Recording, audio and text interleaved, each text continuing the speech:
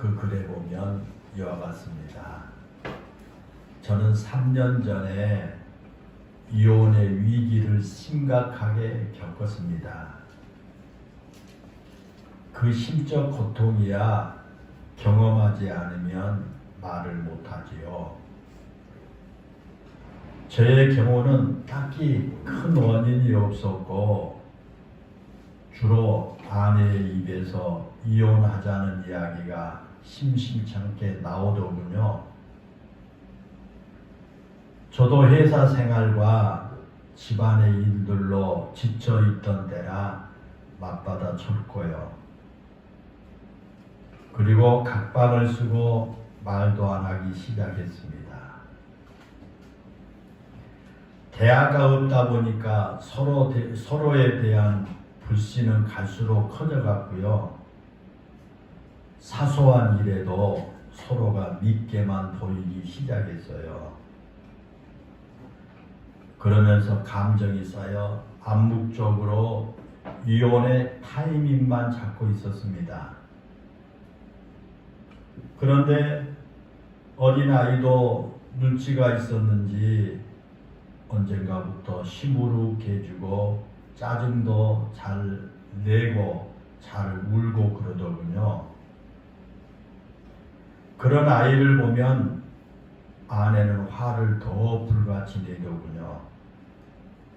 계속 싸움이 연속이었습니다. 아이가 그러는 것이 우리 부부 때문에 그렇다라는 걸 뻔히 알면서도요. 저는 가끔 애박도 했네요. 그런데 저에 대해서 정내미가 떨어졌는지 애박을 하고 들어가도 신경도 안 쓰더군요. 아무튼 파국으로 치닫는 그런 상황이었답니다. 그러기를 몇 달, 하루는 퇴근길에 어떤 과일 장사 아주머니가 떨이라고 하면서 귤을 사라고 간곡히 부탁하기에 귤을 조금 사서 집으로 돌아갔습니다. 그리고 주방 탁자 위에 귤 봉지를 올려놓고 욕실로 바로 들어가 씻고 나오는데 아내가 내가 사온 그 귤을 까먹고 있더군요. 몇 개를 까먹더니 귤이 참 맛있네 라고 하면서 방으로 쑥 들어가더군요. 순간 하나의 생각이 떠오르더군요. 아내는 결혼 전부터 귤을 무척이나 좋아했다는 것이고 결혼 후 8년 동안 내 손으로 귤을 한 번도 사들고 온 적이 없었던 것하고 그리고 알고는 있었지만 미처 생각하지 못했던 일이었습니다. 그 순간 무언가 깨달음이 있었습니다. 예전에 연애할 때 길을 가다가 아내는 귤 자판상이 보이면 꼭 1,000원어치를 사서는 핸드백에 넣고 하나씩 사이좋게 까먹던 기억이 나더군요. 그리고 나도 모르게 마음이 울컥해져서 내 방으로 들어가 한참 울었답니다. 어쩌다가 시골집에 갈 때는 귤을 박스째 사들고 가는 내가 아내에게는 8년이나 몇백 원도 안 하는 귤 한 개를 사주지 못했다니 라는 생각에 마음이 그렇게 아플 수가 없었습니다. 결혼 후에 나는 아내가 좋아하는 것에 대해서 신경을 전혀 쓰지 않게 되었다는 것을 알았지요. 단지 살기 바쁘다는 이유로 말이죠.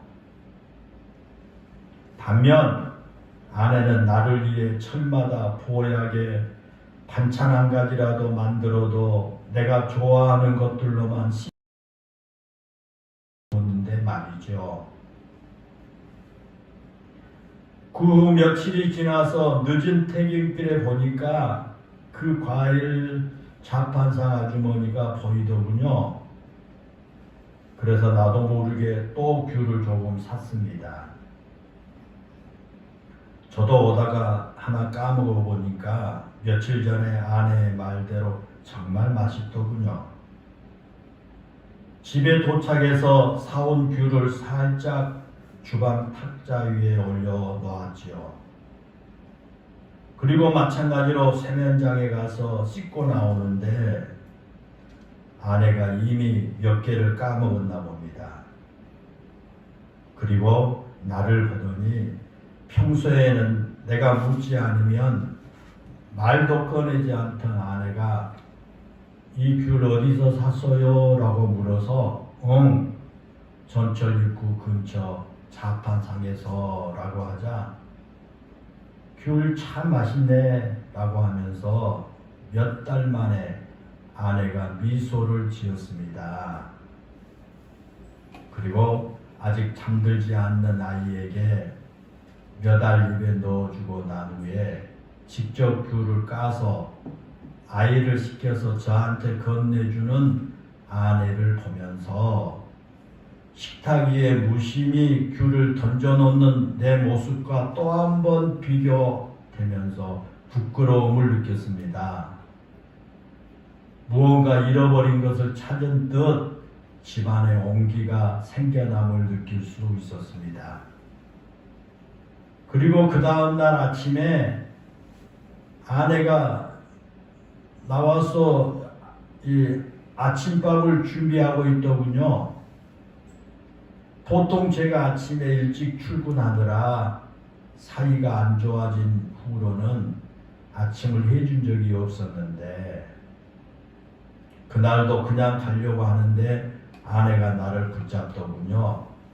한술만 뜨고 가라고요.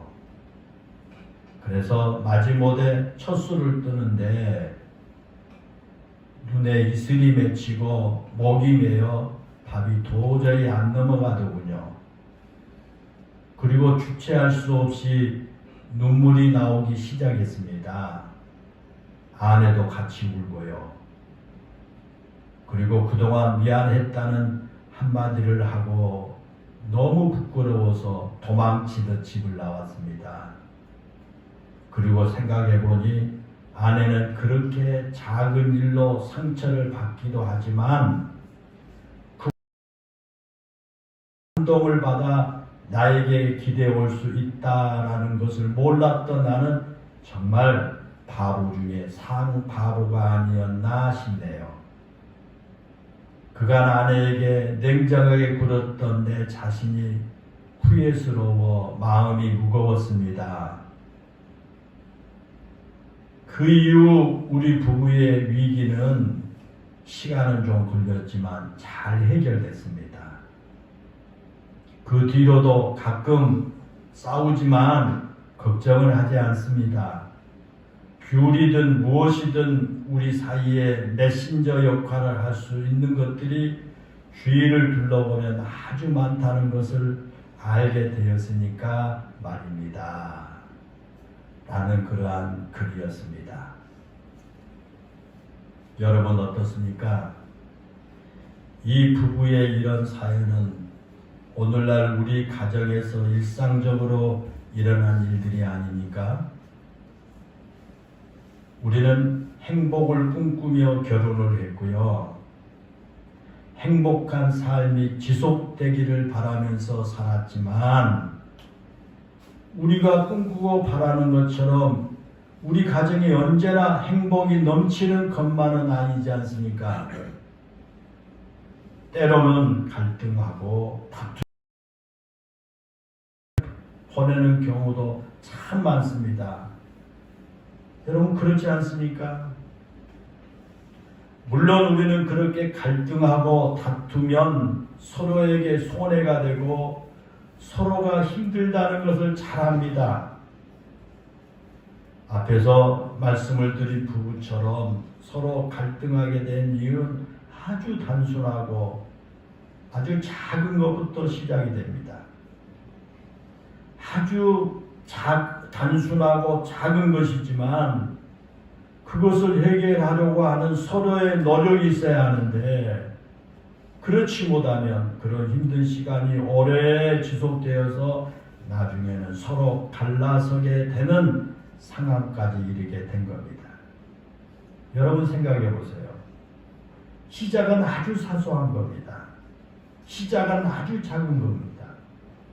그것을 서로가 이게 해결하려고 노력하지 않으면 그게 시간이 지나면서 점점 커지고, 그래서 이제 서로 갈라지는 그런 상황이 이르게 되지요. 여러분 그렇습니다. 작은 문제 때문에 갈등하고 스스로 문제를 풀어가지 않으면 서로가 힘들어지게 됩니다. 하나님께서 우리 인간에게 하늘의 기쁨과 행복을 누리시게 하고자 가정을 허락하셨습니다.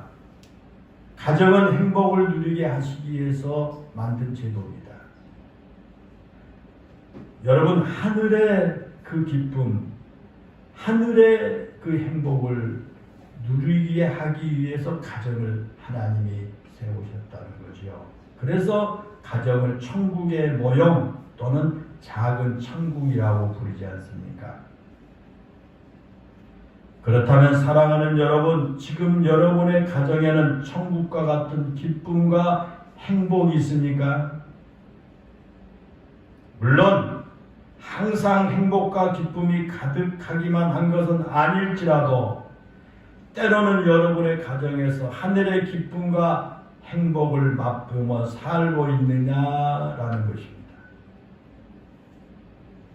오늘 우리가 읽은 이 골로새서 3장에 나온 그 본문은 이 가정의 최소 단위인 부부 그리고 부모와 자녀들 사이가 어떤 관계로 되어야 하늘의 기쁨과 행복을 맛볼 수 있는 가정이 되는지 가르쳐주는 그런 말씀이 되겠습니다. 그래서 오늘 이 시간에 우리 부부의 관계, 또 부모와 자식 간의 관계가 어떠해야 하는지 한번 우리 되돌아보면서 이 가정의 달, 우리의 가정이 더 행복한 길로 가야만 하겠습니다. 먼저 오늘 우리가 읽은 이 본문은 아내들아 라고 말씀하면서 부부 중에서도 아내에게 먼저 말씀을 하고 있습니다. 그렇죠? 아내들아, 아내에게 먼저 말씀하세요. 이 성경에 보면요, 부부에 대한 말씀이 나올 때는 남편이나 아내 어느 한쪽에만 말씀을 주신 경우가 없어요. 언제나 아내와 남편과 아내 둘 다에게 똑같이 성경은 권면해요. 남편이나 아내 한쪽만 권면한 곳은 성경이 없어요. 똑같이 권면합니다. 그런데 성경은 언제나 동일하게 아내에게 먼저 권면의 말씀을 하고 그 뒤에 남편에게 권면의 말씀을 합니다. 이상하죠? 에베소서 5장 22절부터 나오는 말씀도 그러고요. 베드로전서 3장 1절부터 나오는 말씀도 그러고요. 오늘 또 우리가 읽은 본문에도 그러죠. 여러분, 왜 성경에 부부에게 행복하게 사는 방법을 말씀하시면서 먼저 아내에게 권면을 하셨을까? 남편에게 먼저 권면하지 않고 왜 먼저 아내에게 먼저 성경에 권면하고 있을까라는 거예요. 우리가 잘 아는 것처럼 이 성경 시대의 여인들은요, 사회적으로 인정을 받지 못한 그런 존재였습니다. 지금 말하는 게 아닙니다. 성경이 기록된 그 시대입니다. 그때는요, 여인들은 사회에서 인정을 받지 못했어요. 그래서 사람의 숫자를 이렇게 인구 조사를 할 때도요, 여자들은 제외했고요. 또 여인들은 법정에서 증언을 해도요, 그 증언의 법적인 효력이 없었습니다. 인정을 하지 않아요. 성경 시대 그 유대인들만 그런 게 아닙니다. 그 당시 헬라를 비롯한 대부분의 문화권에서 여인들은 남자들이 누리는 그 권리를 누리지 못한 거예요. 그만큼 여인들의 가치를 인정받지 못한 존재로 그 당시에는 본 겁니다. 그런데 성경에서는 가정의 문제, 부부에 대한 이야기를 할 때는 남편들보다 아내를 먼저 권면합니다. 아내들이 먼저 나옵니다. 성경에는. 여러분, 그 이유가 뭘까요? 왜 그랬을까요? 왜 성경에 아내가 먼저 나올까라는 것입니다. 그것은 아마도 가정에서 그 가정을 이끌어가고 그 가정을 세워가는 데는 남편보다는 아내의 역할이 훨씬 더 크고 중요하기 때문일 것입니다. 아내가 어떻게 하느냐에 따라서 가정이 행복과 기쁨이 가득한 천국 같은 곳이 될 수도 있고요, 지옥과 같은 곳이 될 수도 있기 때문입니다. 물론 어떤 가정이 되느냐는 것이 전적으로 아내만의 책임이 아닙니다. 남편에게도 아내 못지않게 중요한 역할을 합니다. 그런데 굳이 경중을 따진다면 그것은 아내의 역할이 훨씬 중요하다. 가정에서 아내의 역할이 훨씬 중요하다는 거예요. 그렇기 때문에 성경에서 아내와 남편에게 권면할 때 항상 아내를 먼저 권면하고 남편을 권면한다는 겁니다. 그리고 성경에서 아내에게 또 요구한 것이 있습니다. 그것은 뭐예요? 남편에게 순종하라라는 겁니다. 앞에서 말씀을 드린 것처럼 성경에서 부부에게 권면의 말씀을 하면서 반드시 아내와 남편 둘 다 거론을 하면서 말씀을 하지요. 그런데 모든 성경에서 똑같이 하는 말씀이 있어요. 부부를 권면할 때 똑같이 하는 말씀이 뭐냐면 아내들에게 하신 말씀이에요.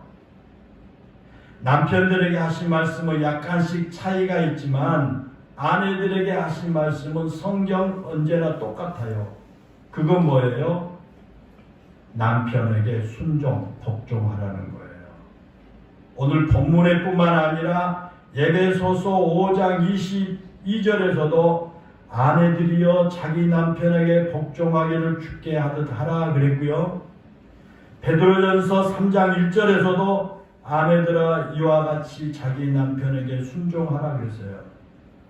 그런데 이 베드로전서 3장 1절에서 말한 순종하라는 그 말과 오늘 본문이나 에베소서 5장 22절에서 말한 복종하라는 말은요, 이 성경 언어인 헬라어로 보면 똑같은 단어입니다. 이 말의 뜻은 아래라는 뜻을 지닌 전치사와 놓다, 두다 라는 뜻을 가진 동사가 결합되어 있고요. 이것은 누군가의 통치권 아래에 있는 하급 군인들이 상관의 명령에 복종할 때 쓰는 단어였다라고 합니다. 그러나 성경에서는 그런 의미로 말씀하지 않습니다. 상하 간의 관계로 말씀하지 않습니다. 상하 간의 관계가 있으니까 순종하라 그런 말이 아니에요. 에베소서 5장에서 그 의미를 잘 가르쳐 줍니다. 왜 아내들이여 남편에게 복종하라 순종하라 그랬느냐? 군인들처럼 상하 관계 그게 아니죠. 아내가 남편에게 순종해야 될 이유는 그리스도께서 교회의 머리 되신 같이 하나님께서 남편을 아내의 머리로 세워주셨기 때문이라 그렇게 말합니다. 그래서 교회가 그리스도에게 하듯이 아내는 남편에게 순종해야 한다. 그런 말씀의 뜻이에요. 사랑하는 여러분, 그러면 교회가 그리스도에게 순종한다고 하는 말이 무슨 뜻일까요? 교회가 그리스도께 순종하듯 아내들이여 남편에게 순종하라, 복종하라고 그랬는데 그 뜻이 뭐냐고요? 교회가 그리스도에게 순종한다는 뜻이 뭐냐고 겁니다. 왜 교회가 그리스도에게 순종해야 합니까? 이 교회라고 하는 이 말을 조금 좁혀서 우리 그리스도인들, 여러분 교회가 뭡니까? 교회가 건물 아니잖아요. 교회는 예수 그리스도를 믿는 사람들이 교회잖아요. 그러니까 교회라고 하는 말을 조금 좁혀가지고 우리 그리스도인들이 왜 주님께 순종하느냐라는 것입니다. 그 이유는 간단합니다, 여러분. 예수님께서 우리를 구원하셨기 때문이고 그 예수님께서 지금도 우리를 인도하신 주님이시기 때문에 순종하는 겁니다. 우리를 구원해 주신 그 예수님의 은혜를 생각하면 우리는 기쁨과 감사로 그리스도에게 순종할 수밖에 없어요. 그렇잖아요? 죄로 인해서 우리가 죽을 수밖에 없고 지옥 갈 수밖에 없는 우리들을 구원해 주셨습니다. 그러니 그 은혜가 얼마나 감사합니까? 그래서 그 은혜를 생각하면 기쁨이 있고 이 감사한 마음으로 그 예수님의 말씀에 순종할 수 있다고 말해요. 우리가 교회에서 봉사할 때도요, 그 구원의 감격이 없으면요, 내 힘으로 하려고 하기 때문에 힘들게 되고 또 힘들기 때문에 불평하기 쉽습니다. 쉽게 설명하면 매달 우리가 봉사위원들이 조직되어서 돌아가면서 우리 봉사합니다. 가정에서 직장에서 일주일 내내 죽으라고 일하죠. 교회 왔더니 그냥 직분 맡고 나니까 일 봉사를 막 시키고 식사도 한번 시키고요. 만약에 여러분 그때도 우리가 예수 그리스도로 구원받는 이 감격이 없고 내 힘으로 하려고 하면요 힘들어요. 너무 힘들어요. 또 힘들기 때문에 여러분 쉽게 불평이 나와요. 구원의 감격과 기쁨이 없으면 그렇게 됩니다. 그러므로 교회가 그리스도에게 순종한 것은 기쁨과 감격으로 하는 거예요. 누가 시켜서 한 게 아니라 이곳은 바로 예수 그리스도의 몸이잖아요. 몸된 교회. 몸된 교회. 이 주님께서 나를 죄에서 구원하시고 내가 지옥 가야 될 나를 이 주님께서 구원해 주셔서 하나님의 백성 되고 천국 가고 모든 사단 귀신의 세력들이 나에게서 떠나게 하시고 이런 그 은혜를 생각하니 너무 감사해요. 너무 기뻐요. 그래서 하나님의 몸된 교회에서 내 스스로 기쁨과 감격으로 봉사하는 거죠. 그러지 아니하고 그게 없고요. 내가 이달에 순서가 여기 됐으니까 내가 해야 할 어떤 부여한 것처럼 내가 내 힘으로 하려고 하게 되면 너무 힘들어요. 그냥 이것도 힘들고 그리고 쉽게 불평하게 돼요. 마찬가지입니다. 아내가 남편에게 순종하는 것도 그렇게 기쁨과 감격으로 해야 한다는 그런 말씀이에요.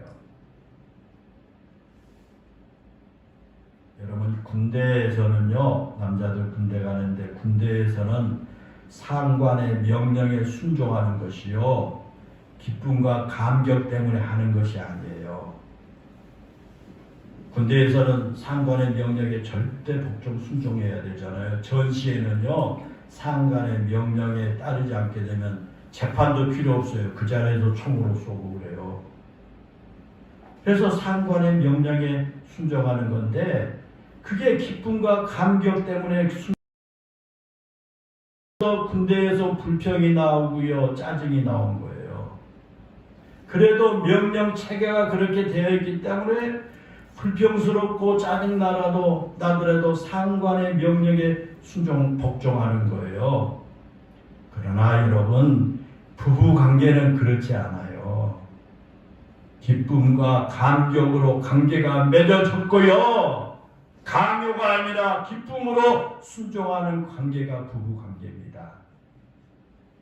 그리고 우리가 예수님을 지금도 우리를 인도하시고 우리의 필요를 채우시는 주님으로 인정한 것처럼 아내들도 남편에게 주신 권위를 인정하고 남편을 존중하는 겁니다. 그것이 성경에서 말하는 아내의 모습이죠. 오늘 본문 보십시오. 그렇죠? 제일 먼저 그 말이에요. 그 말입니다. 그런데 이 성경에는 아내에게만 그렇게 말씀한 것이 아닙니다. 남편들에게도 아내를 사랑하라고 이렇게 말씀합니다. 에베소서 5장에 보면 아내를 사랑하는 방법을 그리스도께서 교회를 사랑하신 것처럼 해야 한다, 그렇게 말해요.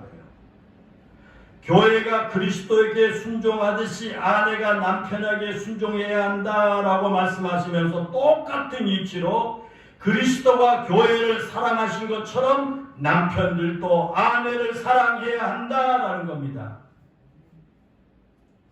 그러면서 그리스도가 교회를 사랑하신 방법이 교회를 위하여 자기 자신의 전부를 주셨다, 그렇게 말해요.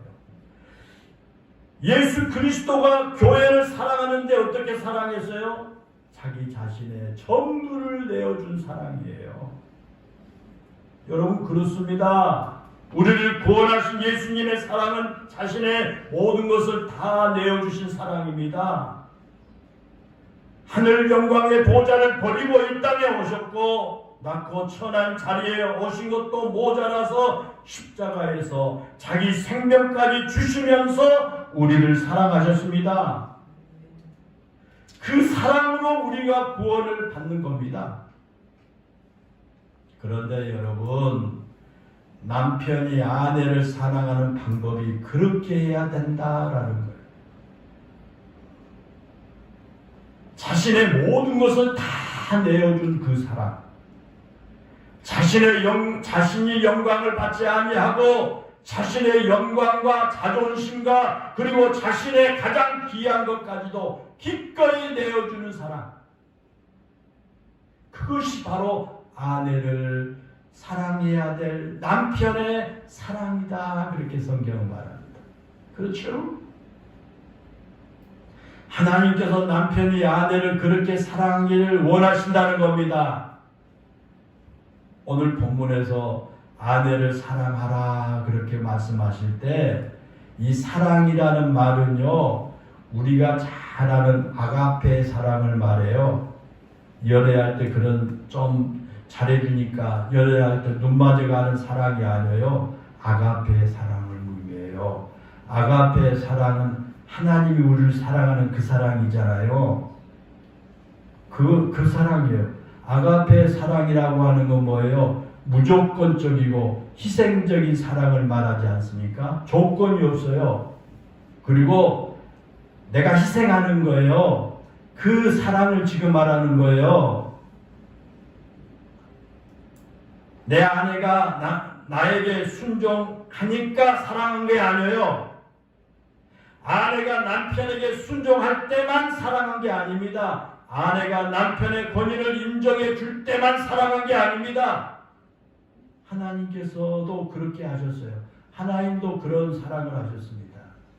성경을 보면요, 하나님께서 호세아 선지자를 통해서 보여주신 하나님의 그 사랑은요, 자신을 배신하고 자신에게 등 돌리고 떠날지라도 사랑하신 그 사랑이었어요. 때로는 자신의 백성들이 자신의 사랑을 거부할지라도 사랑하신 그런 짝사랑. 상대방이 어떻게 하든지 백성들이 어떻게 하든지 간에 사랑하는 그런 사랑이었어요. 그럴지라도 끝까지 포기하지 않고 사랑하신 것이 하나님의 사랑이에요. 그것이 바로 아가페의 사랑입니다. 우리 예수님께서도 우리를 사랑하신 그 사랑이 바로 그런 사랑입니다. 예수님께서 교회나 자신의 백성들이 실수를 하거나 모자람이 있을지라도 책망하지 아니하고 사랑하시지 않습니까? 우리가 혹시 예수님 믿고 신앙생활하면서 실수를 하고 부족한 것이 있을지라도 그것을 인정하고 격려하면서 다시 힘을 낼 수 있도록 도와주신 그 사랑이에요. 그런데 아내를 향한 남편의 사랑도 그래야 한다는 거예요. 남편이 아내를 사랑한 것도 예수님처럼 하나님처럼 그렇게 아가페적인 사랑, 그런 사랑을 하라는 겁니다. 쉽게 설명하면 아내가 비록 부족한 모습을 보이고 또 내가 원하는 대로 채워주지 못하고 또는 내가 기대하는 것에 미치지 못한다고 할지라도 책망을 하거나 멀리하는 것이 아니라 오히려 격려하고 사랑으로 세워주어야 한다라는 겁니다. 그래서 오늘 본문에 보면 그러죠. 아내를 사랑하라는 말씀 이어서 거기 보세요. 아내를 사랑하라 그렇게 말씀하고 나서 아내를 괴롭게 하지 말라라는 말씀도 또 더 붙여요. 아내를 사랑하지 말라 그래놓고 아내를 괴롭게 하지 말라 이렇게 더 붙입니다. 왜 이 말을 더 붙여놨을까요?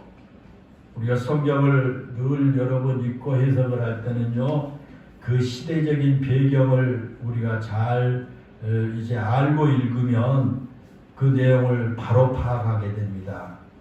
그러지 않고 무턱대고 그냥 막 소설책 읽듯이 읽거나 이해되지 못한 부분이 많아요. 왜 이 성경에서 아내를 사랑하라 그래놓고 나서 또 아내를 괴롭게 하지 말라 왜 그랬을까요? 그 당시에 이 여인들은요, 참 힘든 그런 존재였어요. 그리고 힘이 없어요. 여인들에게 아무 힘이 없는 존재였습니다. 사회적으로 남편의 울타리가 없으면요, 홀로 설 수가 없는 그런 존재들이었어요. 그런 이유로 많은 여인들이 남편에게 폭행을 당하거나 위협을 당할 뿐만 아니라 때로는 무관심의 희생물이 되기도 했습니다. 그렇게 함으로써 아내들이 괴로움과 비탄에 빠지는 경우가 많았거든요. 그런데 성경 하나님은 그렇게 해서는 안 된다는 겁니다. 남편은 아내에게 조금 부족한 점이 있더라도 존중하고 높여주며 가치를 인정해주는 사랑을 하라라는 그 말입니다. 사랑하는 여러분, 그런 사랑이 있는 가정이라면 어찌 행복하지 않을 수가 있겠어요? 아내는 남편의 권위를 인정하고 구원받은 기쁨과 감격 같은 마음으로 남편을 순종합니다. 돌아오지 못하고 내가 원하는 것을 다 해주지 못하더라도 남편의 권위를 인정하고 남편을 존중해 줍니다. 그리고 남편은 예수님께서 우리를 위해서 자신의 모든 것을 아낌없이 내어주신 것처럼 아내를 위해서 희생하고 사랑합니다. 아내에게 조금 부족한 것이 있을지라도 내가 바라는 것만큼 나를 위해 해주지 못할지라도 품어주고 감싸줍니다. 그런 가정이 어찌 행복하지 않을 수가 있겠습니까? 거기다가 오늘 본문에 보면 이어서 하신 말씀처럼 자녀들은 부모에게 순종해야 한다 그랬습니다. 여기서 말하는 순종은요, 아내가 남편에게 순종하는 것과 좀 다른 의미입니다. 여기서 말하는 순종은 철저히 낮아져서 복종한 겁니다. 마치 문지기가 문을 두드리는 소리를 들리면요, 빨리 뛰어나가서 문을 두드리는 사람이 누구인지 확인하고요, 문을 열어서 영접한 것과 같아요. 문을 두드린 사람이 누구인지, 왜 문을 두드린지 알아낸 것처럼 부모님의 말씀에 귀를 기울여서 잘 듣고요, 그 말씀을 따르라는 거예요. 자녀들은 그 말이에요. 그 말씀이 이치에 맞는지 맞지 않는지 따지지 않습니다. 부모가 지금 말씀하는 것이 지금 이치에 맞는 말씀인지 맞지 않는 말씀인지 따지지 않아요. 그저 말씀을 듣는 대로 순종할 뿐이라는 거예요. 그것이 바로 자녀들에게 주신 하나님의 명령이에요. 그렇다면 어떤 자녀가 그렇게 부모에게 순종하는 자녀가 될 수 있을까요? 내가 놔놓고 그냥 원하는 대로 잘 먹이고 입히고 잘 키워놓으면 그렇게 될까요? 어떤 자녀가 부모에게 그렇게 따지지 아니하고 순종할 수가 있느냐고요. 해답은 간단합니다. 아내가 평소에 남편의 권위를 인정하고 순종하는 모습을 지켜본 자녀, 남편이 아내의 허물이나 부족함을 탓하지 아니하고 그 모습을 그대로 사랑하고 존중해주는 모습을 옆에서 지켜본 자녀들이 부모에게 그렇게 순종할 수 있다라는 겁니다. 그런 부모자라면 자기 자녀들 또한 사랑으로 양육하지 않겠어요? 사랑으로. 부모는 자녀의 소유자가 아닙니다. 부모는 자녀의 소유권자가 아니에요. 부모는 자녀의 양육자요, 보호자요, 지지자입니다. 오늘날 많은 사람들이 자녀가 자기 어떤 소유인 것처럼 그런 내 자녀, 내 자식, 내 아들, 내 딸 그러면서 그 머릿속에도 내 소유인 양 착각한 사람 많은데 아니에요. 단순히 부모는 그 자녀의 양육할 자요, 보호자요, 지지자예요. 자녀는 하나님께서 우리 가정에 맡겨주신 하나님의 선물이에요.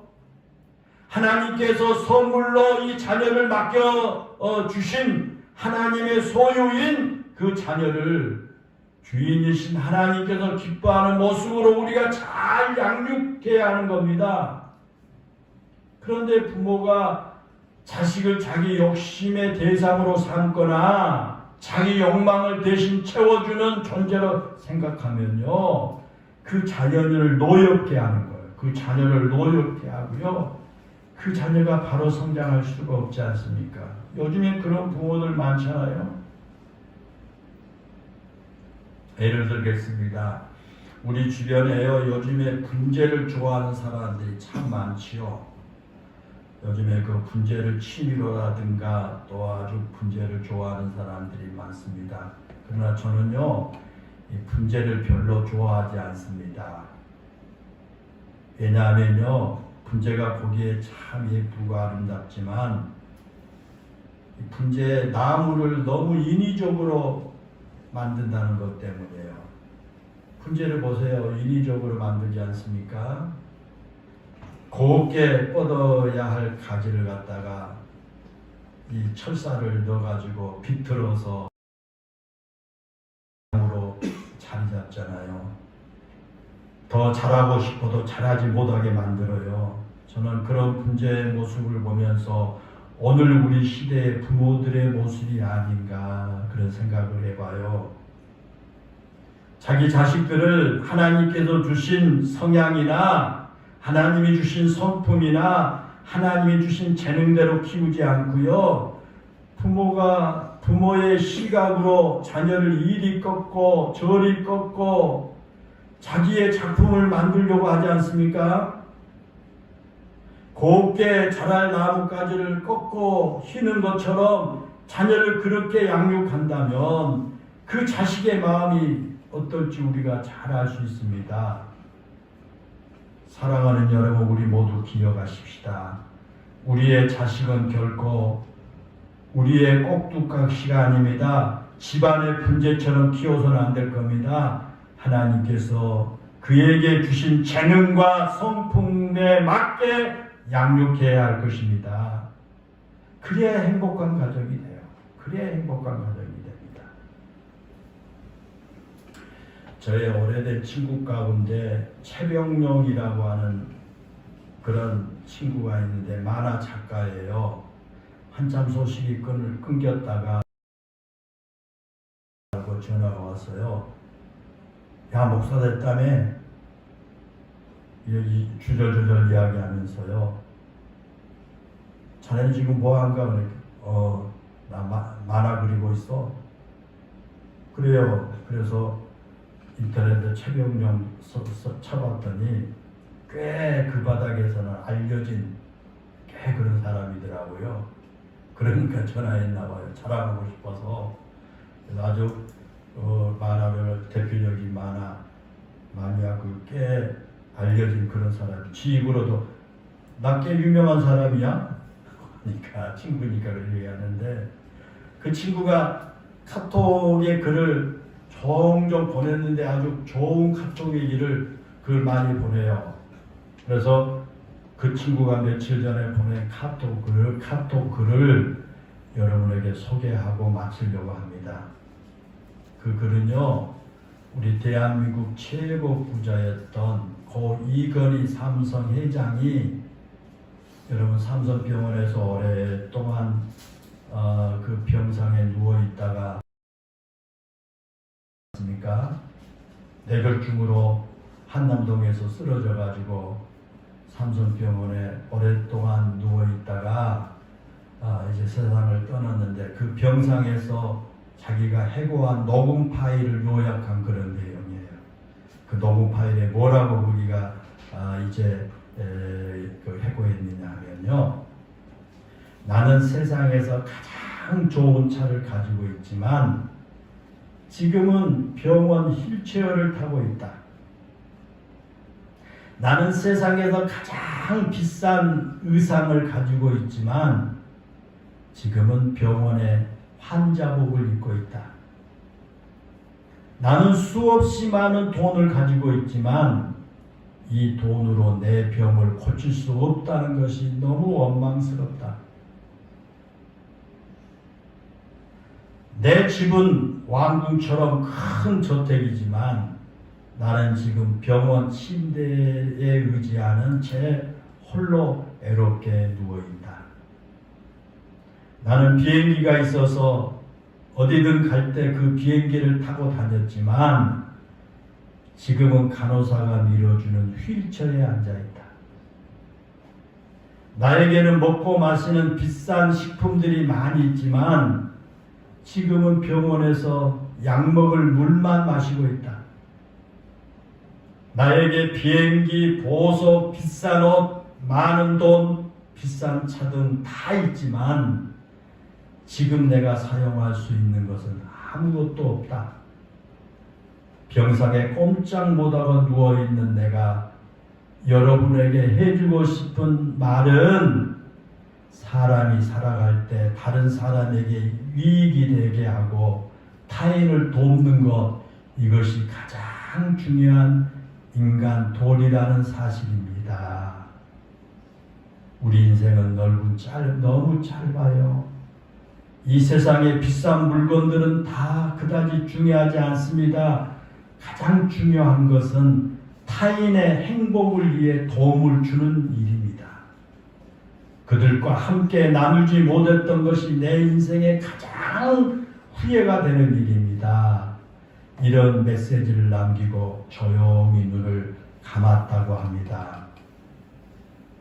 사랑하는 성도 여러분, 이 5월 가정의 달을 보내면서 지금 여러분의 가정은 얼마나 행복하십니까?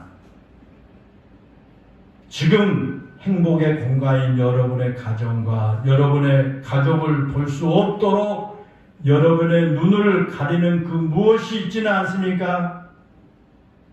그것이 성공일 수 있고 그것이 재산일 수도 있습니다. 그것이 나의 야망이나 나의 욕심일 수도 있습니다.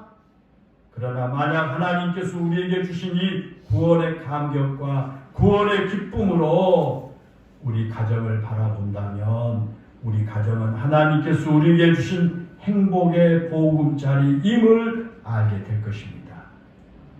하나님께서는 자신의 백성인 우리가 행복한 가정을 누리며 살기를 원하십니다. 살아가는 성도 여러분, 부디 행복한 가정을 누리며 사는 우리 영일교회 모든 성도들이 되시기를 주님의 이름으로 축원합니다. 기도하겠습니다. 은혜롭고 감사하신 하나님, 올 한 달 가정의 달을 제정해 주신 하나님, 우리의 가정이 얼마나 소중하기에 가정의 달로 제정해 주신 줄로 믿습니다. 천국에서 누리게 될 그 기쁨과 행복을 가정에서 실현하기를 원하시고, 그래서 가정을 우리에게 이제 제도를 만들어 주셨지만 하나님이 주신 그 말씀과 우리의 본연의 그 자세가 아니라 우리의 눈이 이 세상의 여러 가지 성공이나 재산이나 야망이나 욕심으로 가려져 있어서 행복의 이 참 보금자리인 가정에서 행복보다는 하나님 이제 원망과 불평과 짜증 가운데 살아가지는 않는지 되돌아보게 해주세요. 오늘도 하나님께서 말씀을 통해서 주신 이 말씀을 우리가 귀담아 듣게 해주세요. 아내는 남편의 권위를 존중하고 구원의 그 기쁨처럼 순종할 뿐만 아니라 남편은 예수님처럼 아내를 위해서 자기 자신을 희생하고 사랑하며 자녀들은 부모의 말씀에 순종함으로 행복한 우리 성도들의 가정이 되게 해 주시고 저들의 남은 생에 하나님께서 원하시는 그 행복을 누리며 살아가는 우리 성도들 가정이 다 되게 해 주옵소서. 예수님의 이름으로 기도하옵나이다. 아멘.